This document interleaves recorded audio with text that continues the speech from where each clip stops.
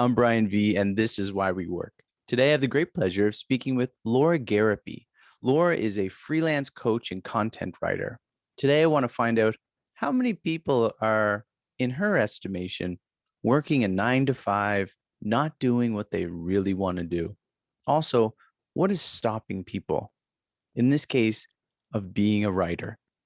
Join me today in my conversation with Laura Gariepy. I'm Brian V, and this is Why We Work. Today, I have the great pleasure of speaking with Laura Gariepy. Good day, fine lady. Hey, good day, fine sir. Thanks for having me. See, now you're quick on your wits. Some people like, what do I do? But thank you for coming on here, Laura. I appreciate your time. Will you be able to tell us what industry that you're in and just a little bit about what you're doing nowadays? So I'm a freelance writer that primarily serves the personal finance, entrepreneurship, and career niches, though I do have some outliers. I predominantly write blog posts, newsletters, online web copy, and occasionally social media posts. What would like just because I'm an idiot, what would freelance writing be categorized under? And I guess you could put it under marketing or communications. I think it probably depends on the company. what about you, Laura? Now you're working this. I have an idea of your story, which we'll get into of how you switched and taking that big leap of faith. But what would have been your very first job? Maybe as a teenager, maybe as a preteen, selling lemonade, delivering newspapers. What was your very first gig? So I got my first job when I was 15. Mm-hmm. It started off as a volunteer role in a nursing home. I worked in their activities department to help the residents there get settled into, various arts and crafts projects and games, just basically serving as an assistant for that. And it ultimately became a paid position with a few added responsibilities when I was 16, and I kept that job until I graduated high school. How old were you when you graduated? 18? 18, yeah. Yeah, 18. What got you into that? I know you volunteered, but why did you volunteer in the first place? Why did you accept it as a position? So my father actually gave me an ultimatum that summer. He said, you're gonna have to do a bunch of chores around the house or get a job. And so, getting a job and getting out of the house sounded infinitely more exciting. So that's the route I went. My grandmothers, actually, both my grandmothers, were both nurses in the elderly care industry, and that's what led me to choose that as my first job. What about I could only imagine you're in there with seniors and then you're doing activities. So you're creative even at 15, where did you do babysitting? Were you a very artistic growing up in school and in elementary school in this case in being crafty? Well, I can't draw to save my life, Mm-hmm. but I did play trumpet. I kind of walked in my father's footsteps for that. And so I played trumpet, I think, from fourth or fifth grade all the way through high school. But I also wrote from a really early age. So Mm-hmm. I had some poetry published, and then I also had some short newspaper clips published when I was in high school, and those were paid. It was a nominal fee, but it was nice to have those bragging rights. Speaking of that, and knowing I have a daughter and I have an interest in writing, but I think I'm just too lazy to do it. I don't know what it is. There's that big mountain in front of me thinking, oh, there's just like, and then you have to dive into your more creative side. For you is probably much easier. Maybe it wasn't, but thinking of my daughter and trying to encourage her into exploring writing rather than we have her. I mean, a lot of people who have children nowadays have them at home. And I think one sort of creative way of getting kids to start writing is copying other work, just understanding the creative style and doing that opposed to coming up with your own ideas. How was it for you? How did you get into writing, say, poetry when you did? Geez, that's a good question. Honestly, I think it just kind of came to me naturally. Mm-hmm. I did do a lot of reading as a Mm-hmm. kid, so I'm sure, that informed what I wrote initially, because I do think to be a creator, you have to consume and digest and then put your own spin on things. So that's probably what happened, but I'm not 100% sure. Like, I don't remember the day I picked up a pen and said, I feel like doing this.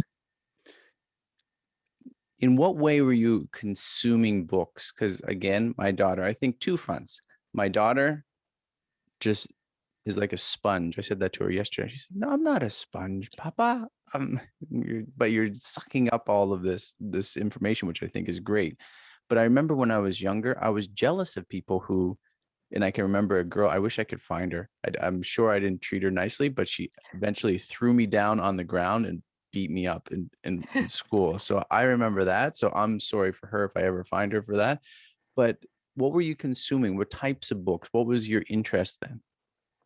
Oh, geez. Well, my mother had me reading from a pretty early age, like basic things, starting from, around kindergarten, first grade.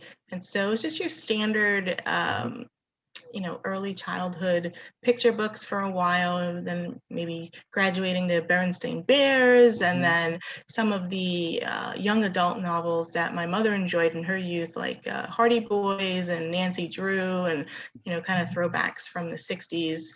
So that was some of my earliest literature. So as you're approaching high school or in high school, still working for the nursing home, what are you starting to think for a career in your further education? Honestly, I originally majored in journalism Mhm. because I had gotten some clips published in a local newspaper. I had actually done, In high uh, school. yes, yeah, I had done like a brief little summer internship with them Mhm. too, to get better acquainted with the newsroom, and I was intrigued. So that was my first major. I had a very long, windy road to get to where I am, but that was the Mhm. beginning. So you decided to take journalism in college. Yes, yeah, that So was my first major. so when you're in it in your major and you're approaching the end, were you content with that path that you were on, or were you starting to think of something else, or did you learn more as you were in college? I mean, I changed my major a couple of times before I graduated with my bachelor's. And so I think it was in my first year where I decided journalism might not be Hmm. an ideal career path, only because I didn't think I wanted to live my life around something that was so deadline driven. It seemed like a lot of pressure. Hmm. So what did you eventually graduate with? A bachelor's Psychology. in psychology. So as you took, walked across the stage for your degree, your diploma, what were you thinking for your career? Or were you thinking, I'm going to do more education, I'm going to take a master's or something? I was thinking, oh my goodness, I need to go and get a master's in something else because I don't want to be a psychologist. I don't want this diploma. I want to go back. And I was Backpedal. like, I needed to graduate. Yeah. That chapter Hmm. needed to be over. Hmm. Hmm. So did you eventually take a master's as well? I did. 3 years later, I got my MBA. Really? That from journalism to psychology to business. Yeah. So you're astute, right? And I think that shows growing up, reading books and absorbing and being that sponge, which allows you, you could have chosen any path that you wanted to, whatever, I mean, even now, just for your, as a hobby or your spare time, just to, and I think it shows people who are growing up, the more you read when you're younger, the more avenues that are available to you when you're older. And then I find the older we get, many things become interesting. And if you didn't have that solid foundation in the beginning, you couldn't explore it no matter what level you wanted to. Yeah, I definitely agree. And um, I still find myself reading a lot in support of whatever current interest I have Hmm. Hmm. because, the more you know, the more doors open. So I know that you eventually got into human resources and you worked there for 10 years. Yes. So in your experience with human resources, what are some key things that you've taken out of it? I mean, one, that you didn't want to do it, although not against human resources, just for your own passions and your own desires. But what is a key element that you've taken out of human resources? I think it's just a balancing act between all parties involved. So when you're in HR, you're kind of an intermediary between the employees and the company. And while you are an employee of the company and you have to do right by the company, you also want to try and help employees during their time of need. So being able to figure out resolutions for situations that are good for both parties was one big takeaway that I had from that career that I think I can apply to other areas of my life. While you were working for HR, were you also writing on the side? Were you keeping up with your writing skills? Well, I mean, not really. Honestly, I let the hobby side of writing go by the wayside. Mhm. For a long time, I was in school, so I was focused on academic writing, and I just didn't have the mental space, the time, or the desire at that point to write creatively. It's funny because that's what I mentioned a moment ago about, having a desire, but you see that little mountain ahead of you, like what it takes to actually dive into it. And it seems like there you face that reality. This is not the time, whether you thought it consciously or not. You just like, but when you were ready for it, which eventually you were after 10 years in human resources, you opened up those floodgates and now this is your profession. So as you jumped into it, what was the straw that broke the camel's back to get you to get out of human resources and to start your own company? So when I left my last job, it wasn't so much that I was leaving the profession, it was I was leaving traditional employment altogether. Mm-hmm. I realized that a 9 to 5 was getting in the way of me showing up for my own life. And the straw that really broke the camel's back was my grandfather passing away. It was late 2017, and I had to fly home from Florida to Massachusetts. I had 3 days to attend the funeral and put my butt back in my cubicle. And it just felt totally inadequate. And I kind of promised myself at that point that I wouldn't rush the grieving process or have to miss out on other important life events because of my job ever again. So I started to think about how can I restructure my life so I don't have to deal with that. And ultimately, I realized I had enough savings in the bank to pull the plug just a few months later. So as you pulled the plug and you were no longer connected to the HR, did you happen to write anything before pulling the plug, or was it completely pull the plug, then write? It was pretty much pull the plug, then right. I was thinking about what my next chapter would look like, but I really hadn't done much to execute on it. It's pretty brave. Yeah, but yeah, no. I mean, if I had Some like might say zero stupid, dollars, right? well, yeah. Like if I had no money in the bank, I think Yeah. it would have been reckless. But it was Mhm. a calculated risk. So what was the first time you received payment? What did you write? Oh, geez, it was a 500-word blog post for another website in the personal finance space. And I didn't even realize I was going to get paid when I took on the assignment. I just wanted to be able to say, hey, I got published on this website because I wanted the bragging rights. I was still really new. But when the website owner's assistant reached out and said, "Hey, where can we send your $50?" I said, "Ooh!" So it was a shock, but it kind of made the light bulb go off, and I realized if I could replicate that process enough, I could earn a living. So now you have EverydayByTheLake.com as well as Before You Go Freelance, where you help other people become freelancers. What is the process that you go? And COVID might have thrown a wrench into all of this, but what is maybe a weekly process you go through in the work that you do now? Oh, geez. I think it really depends on what's going on in my life. That was Mhm, kind of the whole point of going freelance to begin with. So some weeks I may work 50, 60 hours, and some weeks I may work 10 or 15. mhm. So it's really dependent on personal circumstances, how I'm feeling, and, of course, workload. So if I have deadlines that I have to meet, then I will meet them. But I really enjoy the flexibility and fluidity of the lifestyle. I'm thinking as you're mentioning your process that some writers get writer's block. But knowing that you are diverse in your ability, I mean, you do blogging, writing, editing, content strategy, copywriting, ghostwriting, email marketing, and content marketing. So you have a broad range of weapons in your arsenal to help people and yourself, right? Your own content and help other people. How does writer's block work, or how are you able maybe to overcome writer's block by maybe jumping into different industries of writing and then pushing, something where you might be struggling and then jumping into something else, working on that, and then maybe coming back, opposed to writing a book, for instance, and like, I don't know, I have to step away, go run or bang my head off a rock or something. Yeah, a book would be a massive undertaking, and I'm honestly terrified of that. I'm Oh, come tempted on, by it, but Laura. What terrified. do you mean tempted by it? Everyone in the world, I don't know, that's exaggeration, but I'm going to write a book. You're a writer and you're telling me you're not going to write a book? I didn't say I'm not going to write a book. I'm It just is true. You didn't say procrastinating. that. I'm procrastinating.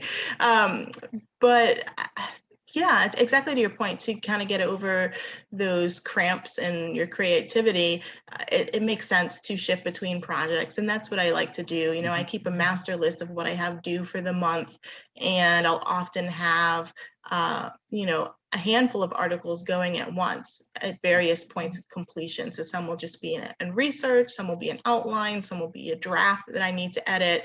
And so because there's a lot of things happening in my business, there's always something I can work on if the words just aren't flowing. But one reason why I don't have a lot of writer's block is because my clients often tell me what to write. So if they want an article that covers these 5 points, I'm going to give it to them.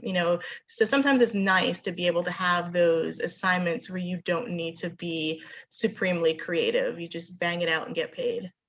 What is the main reason people are coming to you in terms of their businesses? Is it their inability to write, time restraints? What is it, your creative ability that you bring? What are they looking for?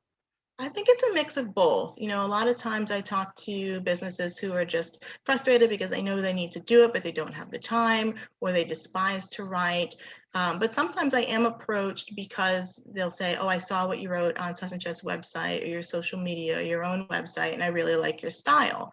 So that's always nice. That's really gratifying. But definitely different businesses have different reasons for seeking freelancers to help with that. What is your writing process? So pick any sort of content area. How do you go through that? Well, first and foremost, I want to have a solid understanding of what the end product should look like. So I get as much detail from the client as I possibly can. Then I sketch out a rough outline of what the finished product should include. Then I go out and I do research. So that could be, looking at other articles, reports, doing interviews, and then I pop that data into the outline. I may flesh out the outline a little more to accommodate new findings. Mhm. And from there, I do a rough draft. I usually like to let the draft sit for a day or two if I have time, so I can go back to it with a fresh pair of eyes. And then I run it through tools like Grammarly to make sure I'm not missing something as far as grammar goes. I also do a self-plagiarism check through Grammarly, because when you write 10 articles on how to write a budget, eventually you're going to start repeating yourself. So once I know that I've produced an entirely original body of work and it meets the client standards and I'm satisfied with how it reads, I submit it, and then make changes if the client requires. You mentioned a fresh set of eyes. Do you also hand it out to an editor? Or are you the one that completely does it from beginning to end? I don't have an editor. That's not something I'm opposed to, but Mhm. I don't necessarily want that right now. I guess that may be a control thing, so I do have Mhm. some hesitancy there. Well, I like what you're doing. You're using Grammarly, and what was the other one? Ghostwriter. Grammarly has a built-in plagiarism checker, Okay. so I use that at the same time. Yeah, not ghostwriter, it's plagiarism checker. But that's interesting to hear the process that you go through. I mean, that's pretty extensive for a piece of content. Yeah, but once you have it down, especially if you write about similar topics repeatedly, I could go from blank page to, finished article in 90 minutes, depending. Mhm. Sometimes it takes a lot longer, but there's an efficiency to it as you do it. Laura, how many people, because this is what your second site before you go freelance, helping people however they want to do it in their life, maybe getting out of their present job and starting their own or on the side part-time. How many people do you think there are out there that are sitting behind in their cubicle, sitting behind their computer, really itching to get out? I mean, number wise, but do you think there's a lot of them? Yeah, I absolutely do. And I know freelancing isn't for everyone for a variety of reasons, but it absolutely could work for more people, you know, than what folks think. There's a lot of fear around freelancing. There's a lot of misconceptions. So I think if people really had the guidance they needed and some information, they would be able to be successful. What do you think that fear is? Fear of failure, like anything else, is the main root of it, but specifically, they're afraid of not being able to get enough work to support themselves and that they'll run out of money or, have financial despair. So that big fear of not knowing if you can support yourself, how has it been, or may not have been challenging for you? Because if you're not swimming, you're not staying afloat. And as soon as you stop, and you're starting to sink. How is it a challenge this time, 2020, 2021? Has it been a challenge, or as long as you're putting in that effort, there's always going to be work if you have those skills? I mean, I've seen a lot of freelancers flourish despite the Mm-hmm. pandemic. And for me personally, I've been fortunate to not be super financially stressed. I left my job with a really solid nest egg, which afforded me the time to ramp up. I had a significant amount of savings in the bank up until, last year, where I had to take some time off and depleted them. And now I'm kind of in rebuild mode. But I'm definitely doing better than paycheck to paycheck. And I think as long as you have a good network and you're willing to hustle as needed, you can keep your pipeline full. What is some satisfaction you're getting out of now, looking back a few years now, of not sitting behind that cubicle and being your own boss? What is some satisfaction you're getting out of that? But what are some difficulties and challenges? The main satisfaction is just being able to prioritize what happens in my day. So, for instance, a couple of weeks ago, I heard from my uncle that my grandmother was very, very sick. And so I went to their aid immediately, without thinking about it, because I know I had that flexibility. Um, that's the biggest satisfaction, is Mhm. just being able to control my life much more than I could if I were on a set schedule for a corporation. The biggest challenge, I think, is time management. So, I have all this flexibility and freedom that I'm enjoying, but then sometimes I enjoy it a little too much. And I have to face the time crunch of getting what I need to get done by a deadline. Is it Netflix? No, no, I'm not a super big Netflix person. Though sometimes, I will, binge a show on demand. That's not usually the culprit. I realized something the other day. We were watching Netflix, and if you binge long enough, it stops and says, "Are you going to continue watching?" Yes, leave me alone. I want Don't to judge me. continue. Just keep playing. Don't interrupt my veggie time. I don't know. What is looking when you unplugged from the corporate world and got into writing full time for yourself? What is a skill that you really had to hone in on that you weren't really sure about, you didn't have, and maybe even now you're still ramping up with? So I'm introverted by nature. I don't like crowds. I don't do well in big groups. So to be able to grow my network and forge connections in order to be Podcasting then successful is in a business, stretch. it Podcasting is a is, stretch. especially with the video component. I hate being on camera, but I know I need to push it to keep growing. And so I do. And I know that I'm reasonably eloquent and intelligent, so that's helped me to get over that fear. But knowing that I need to meet people and help people to be successful in business drives me to get over being uncomfortable, in terms of, being social. If you drop me in a conference hall with 2,000 people, I'm still going to be in the corner, with 2 or 3 other people having Mhm. conversation instead of being in the thick of it. Like, there's just certain things that I'm probably never will be able to do, but getting on a podcast or reaching out is something that I've gotten a lot more comfortable with. There must be some sort of seesaw balance with people. I'm definitely not eloquent, but I'm okay with getting on a podcast. Where you on the other side. Do you remember your first podcast, and was it just almost devastating? I do remember my first podcast. I think it was back in 2008, not long after I quit my job. I don't even think the link is live anymore. I think Mhm. the guy who was doing it shut it down. Uh, he was in the Philippines, and we had technology issues up the yin yang. So there was that. Um, but no, I didn't feel nervous. I didn't think that the Mhm. content itself was bad. And maybe that's because we were recording the audio over phone. Mhm. So there wasn't any video component. And I had actually been talking to this person for a while. So there was already a familiarity. So that probably helped too. You had mentioned, sometimes the challenge is staying productive, taking advantage of your free time.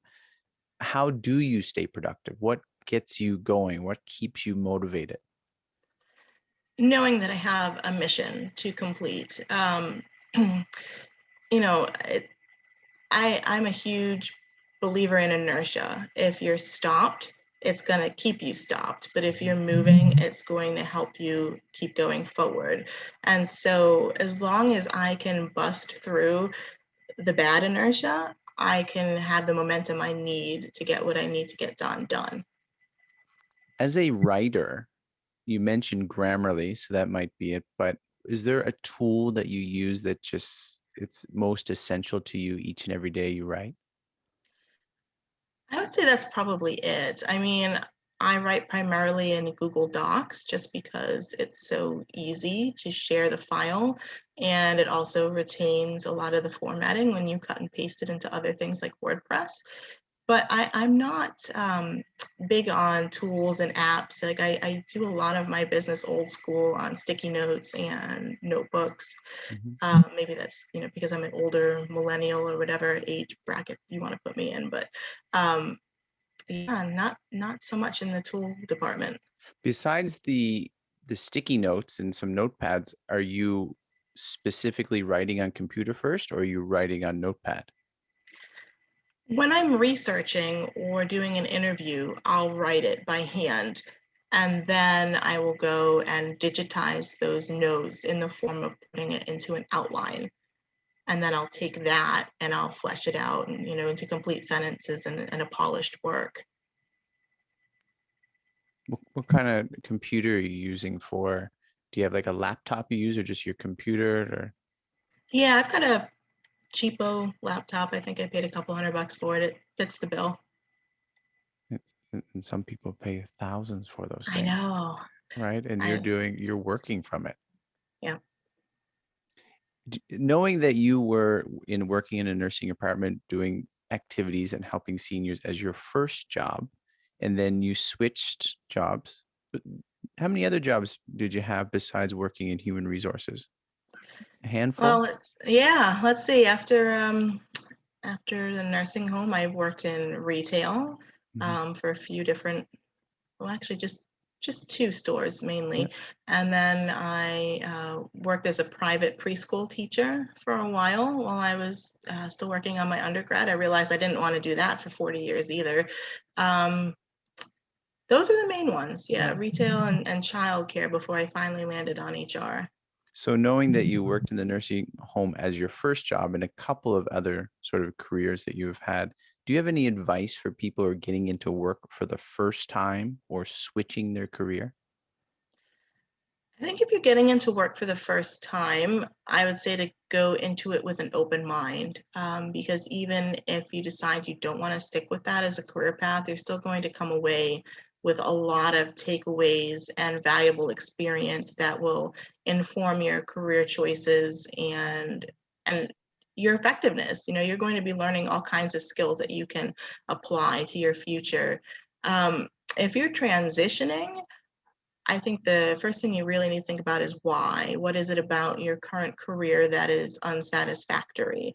You know, in my case, I just didn't like being traditionally employed at all. So trying to go to a different job wasn't going to solve my problem, but it might solve yours. You know, if you have a boss you can't get along with, or you like the 9 to 5 and maybe you want to switch job functions, it may make sense to change companies or go back to school to get a different skill set. It really is situational.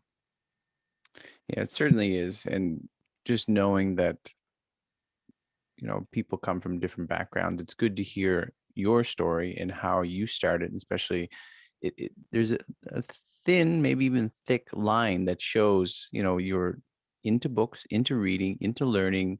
You were creative when you were younger, and that's where you are now in the position that you're doing. And it's good to know you see these things. So as parents, as people who are young, and there's still hope for us to get into some of these activities that may do us well later on.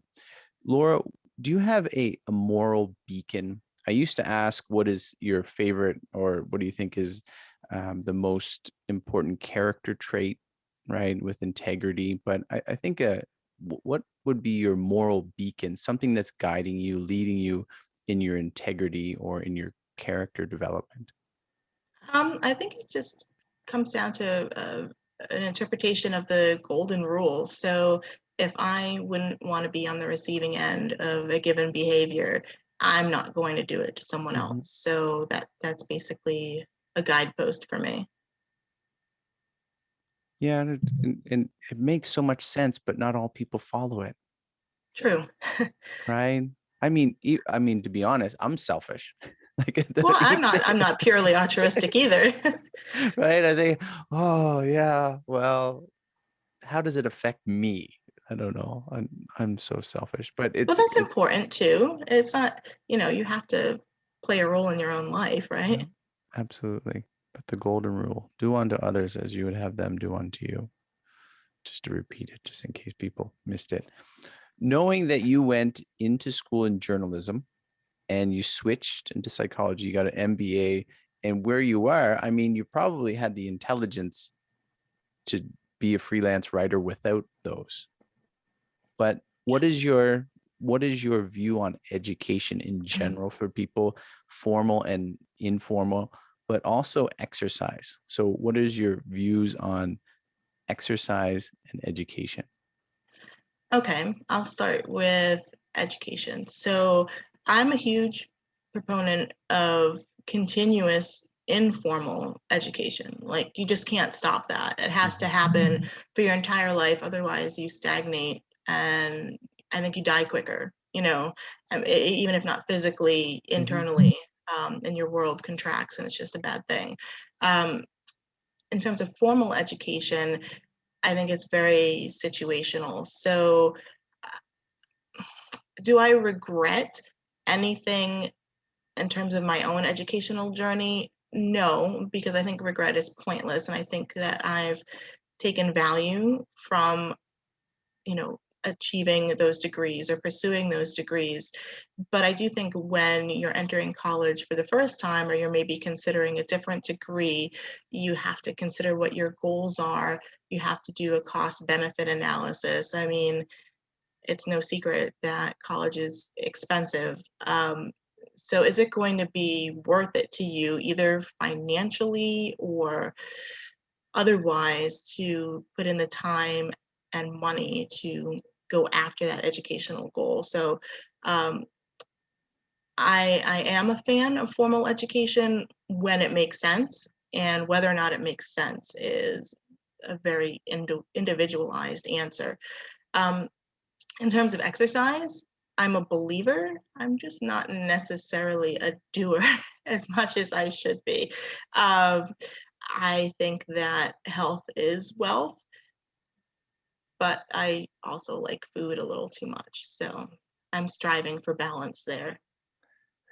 Well, in terms of education, I almost feel like you ever watch horse racing, No, but I am aware of it. right? The idea of holding those horses back, right? I think education, maybe not, but I mean, for me anyways, hold the students back in high school, not literally hold them back, but hold them back to make sure they really understand what they're getting themselves into by going into university. And like, I mean, it's a daunting task, I'm sure, for career counselors. I don't recall speaking to a career counselor before making the decision to go to university, but just mapping some things out for students. Some people have parents, some people have some sort of background or backup system as support system that's able to let them see what the ramifications are, what this future would look like. But I think giving people, high school students in particular, maybe even younger if you are that astute, to understand where these paths can take you or where they won't take you is, I think, vital. But you know, there's only usually one career counsel in a high school, maybe, or something. So the ability to do so is tough.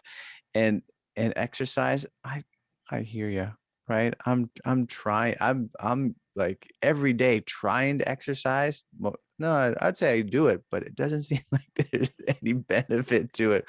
Talk about that what is it? Cost benefit cost. What did you call it?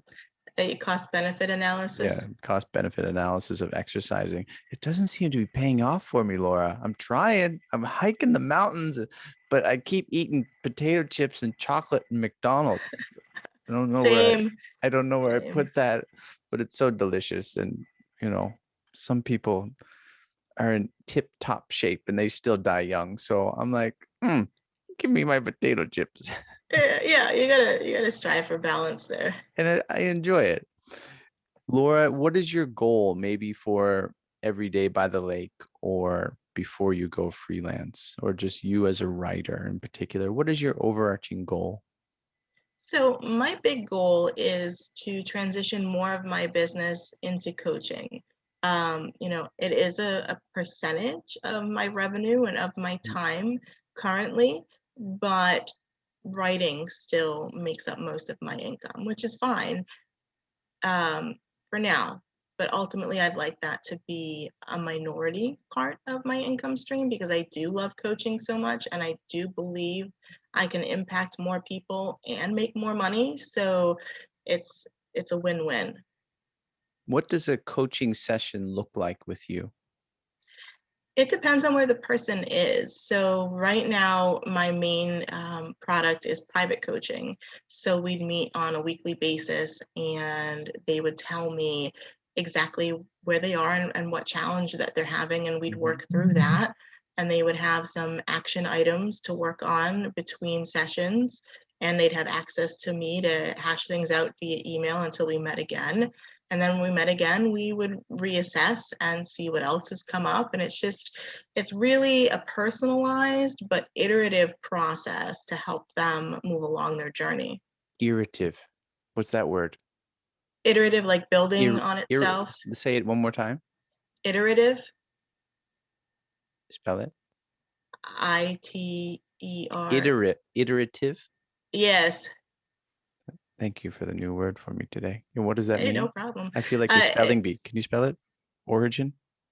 I'm not sure was it etymology? Iterative. Etymological Yes. derivative? Iterative is ITERATIVE, iterative. And so it means to build on Mm-hmm. itself. So you Mm-hmm. need it's like the scaffolding. So you need to Yeah. have a certain bit of knowledge to acquire the next bit of knowledge. I'm hopeless then. I don't have that beginning knowledge to start. Well, How has sure you you do. thank you. This since 2008 you said you did your first podcast. So there's, but it was audio.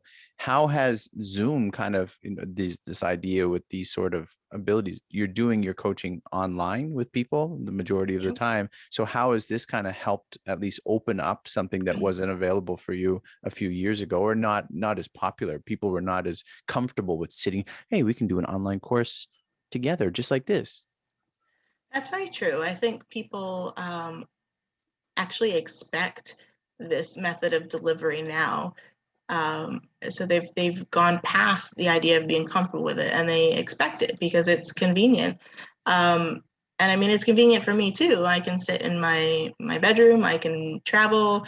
I can, have the coaching session with the client, and we can both be wherever the heck we want when it happens. What is something that people may not understand about maybe writing or being a freelancer, or something about you that would help them appreciate the work that you're accomplishing? Really good question. I think one thing that people misunderstand about freelancing is that they believe it's inherently more risky than traditional employment. Um, and so while I do acknowledge that when you're a freelancer, you're a small business owner, and many small businesses fail, um, there's also built-in income diversification when you freelance. If you're doing it right, you have many clients. So if you lose one or more, you still have an income stream. Whereas if you're dependent on a single employer to cut your paycheck and they lay you off or fire you or whatever, you might be screwed if you don't have the money in the bank. So I think people need to have a mindset shift in terms of the way they view self-employment. And then through that lens, they can more truly evaluate if it's right for them. Yeah, it's as I mentioned up front, like the idea of, I mean, it's a wonderful, I mean, it's almost like going to an amusement park, the idea of not working for someone, working on your own, and just being, the author of your own future. But it's scary. It can be. I know, can be. Laura, you mentioned the passing of your grandfather. Is there maybe something else as well, some adversity that you have faced that kind of maybe gets you down or encourages you in your work, but you use this adversity to encourage and motivate other people in their work? So when my grandfather passed, I made that promise to myself that I would never rush the grieving process again. And unfortunately, I was able to keep that promise to myself too soon. In December of 2019, my father got sick and passed away. And so, because I was self employed, I was able to be there for him in his last week and with my family. And then I was able to be there for weeks after. And even when I came home after the funeral, I was able to take a 3-month sabbatical because I just was not in the right headspace to get back to work. Um, no traditional job was going to let me go MIA for Mm-hmm. 5 months. Um, and so I was supremely grateful to already have been freelancing at that point. So it definitely helped me overcome that family tragedy. And it's also been an inspiration in a way because, my dad died pretty young. He was only 61. And so there is um, kind of a renewed sense of urgency to go out and get life while you're still able to do it, but also just a validation as well that I'm on the right path. Like I was able to respond to that crisis in the way that I did because of the path that I put myself on, which was due in part to my father, who was an entrepreneur when I was growing up. So there's a lot of facets to that. Yeah, it's the more I talk to people, the more I realize, I mean, it that people have adversity as well. My mom passed away near the same time as your dad, of February 2020, and knowing that time frame for you, like you just passed December. Sure, December was tough. Like that was just a year, right? Yeah. So it's so, and for me, and maybe you can, I mean, maybe you think the same way or experience, depending on your relationship with your dad. it's just like the building up of these moments. So, okay, you're getting into December, Christmas is coming, or a new year, another year, a birthday comes, or, the exact day of which they passed away. And for, I think you're younger than I am, but I think just the unfortunate fact of as we get older, unless, you could have been in a war-torn country, which is adversity, but just everyday life occurrences of death or, someone's moving away or an illness, those things just become more prevalent in our lives. And to know that other people are going through them, right? And that you can understand. A year ago, I couldn't understand losing someone that close because I had never lost anyone. My grandparents, yes, I've lost my grandparents, but even they were not as close. So it's good to know. And as we, go through the grieving, we mourn, and then we can help other people. So we don't think of it that way as we're going through it, but give some time. It's not going to heal, people said, but it gets a little bit easier. But then we can use these experiences to encourage and help others.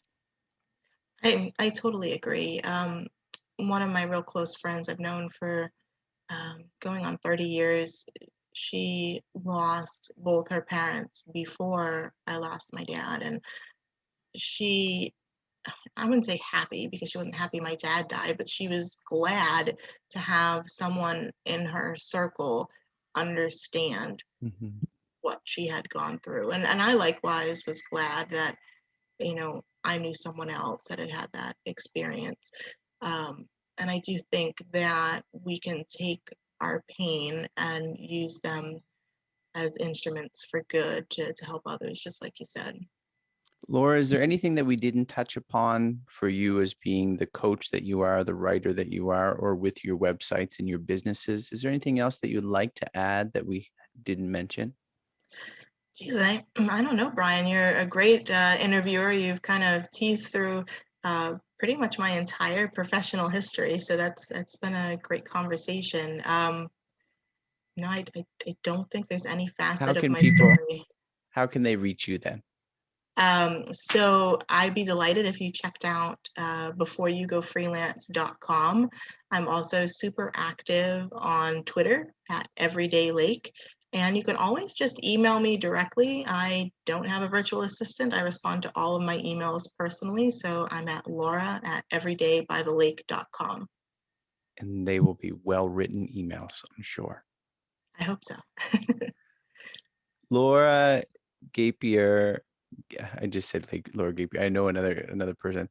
Why did I mess it up? Because I don't know, you got it right the first time. I had it right the first time, but I get at the end, when I have people's names that I'm like, oh, they're tough. I don't want to mess it up. And I'm thinking in my mind what it's going to be.